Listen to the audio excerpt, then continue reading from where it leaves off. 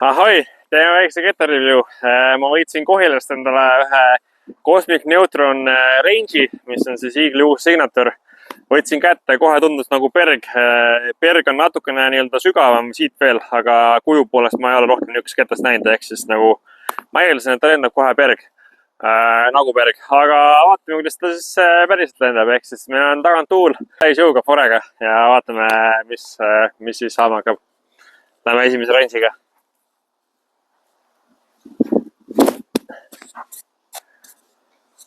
Läks kergelt üle ja lõpus ikka veits tuli tagasi. Pigem niisugune väga sirge.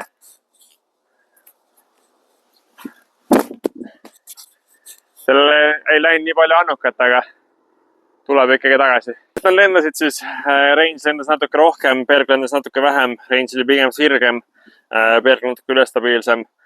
Mulle isiklikult meeldib Bergi soft plastik hästi palju ja pigem jään Bergi juurde, aga kui sina otsid mingit sirgema lennuga Bergi, mis natuke hõljuks kaugemale, siis mine heatlanddiscgolf.com, otsi see range üles.